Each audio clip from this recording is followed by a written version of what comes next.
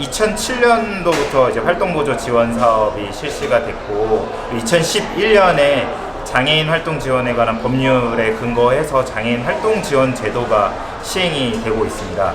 근데 이제 활동보조 서비스라는 것이 일상생활에서 이제 타인의 도움을 필요로 하는 중증장애인에게 어떤 기본적인 사회 서비스로서 저희는 필수적인 권리이다라고 주장을 하고 있고, 현재 중앙정부 지원 기준으로 월 한 390시간 정도 최중증 독거장애인이 지원을 받을 수 있습니다. 근데 활동지원 서비스를 받던 장애인이 만 65세가 되면 노인장기요양보험법에 근거해서 장기요양 심사를 무조건 받게끔 되어 있고, 장기요양 등급이 나왔을 경우에는 본인의 의사와 필요와 무관하게 활동지원 서비스가 아니라 노인 장기요양 서비스를 이용해야 되는데요. 이 경우에 이용할 수 있는 재가 서비스는 하루 4시간으로 줄어들게 되고, 그 재가 서비스로 부족할 경우에는 결국 노인 요양시설, 시설 서비스를 이용할 수밖에 없는 문제가 발생을 합니다. 그래서 가장 기본적인 어떤 생활을 영위하는 데 있어서의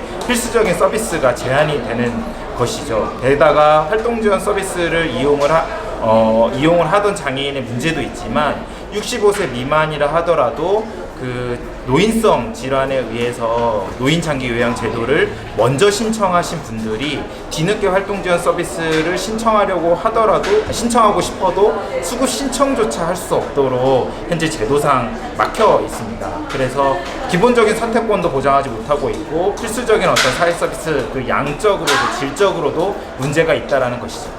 대략 한 연간 한 3,000명 한 이 정도 되는 것으로 저희가 알고 있습니다. 가장 큰 이유는 이제 그 재정 문제, 예산 문제로 좀 이야기를 하는데요.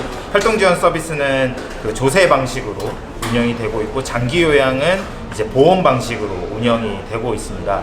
그래서 65세 이후의 장애인이 상대적으로 서비스량도 많고 조세로 운영되고 있는 활동지원 서비스를 계속 유지를 한다라고 했었을 때, 지금도 65세 이상의 인구에서 장애인 등록률이 높은데 복지부가 우려하는 것은 장애인 등록도 많이 할 거고 활동지원 서비스를 많이 신청하려고 할 거다. 그러니 재정의 부담의 문제도 있고 노인 쪽과의 형평성 문제를 이야기를 하면서 이 문제에 대해서 좀 반대하고 있는 상황입니다.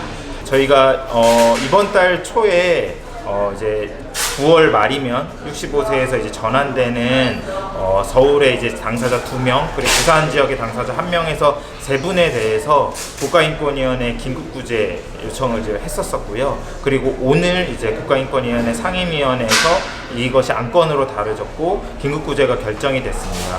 아마 내용은 결정문을 조금 더 확인해 봐야 되겠습니다만, 국가인권위원회가 할 수 있는 긴급구제에 대한 권고라는 것이 사실은 이제 지자체에 이 부분에 대해서 피해가 이제 예상이 되니 구제를 하라라는 권고 이상의 내용을 담기는 좀 어려운 터라 아마도 이 부분을 받아서 서울시와 부산시가 어떻게 향후 조치를 취할지가 좀 주목해야 될 상황이라고 보여지고요. 그리고 중앙정부에서도 국가인권위원회 긴급구제 결정에 따른 어떤 입장이라든지 제도적인 앞으로의 개선 방향에 대해서 아마 좀 다뤄야 될 것으로 좀 보여집니다. 그리고 저희는 이와 관련된 법 개정을 준비 중에 있고 지금 국회에도 관련된 법 개정안들이 올라가 있는데요. 아마도 10월 초로 예정되어 있는 국정감사에서도 보건복지위원회 많은 의원실에서 이 문제를 좀 다룰 것으로 예상이 되고, 국정감사 이후에 보건복지위원회 법안심사 소위가 열리면 가장 최우선적인 법률로 이 법률을 다뤄줄 것을 저희는 요청하고 있는 상황입니다.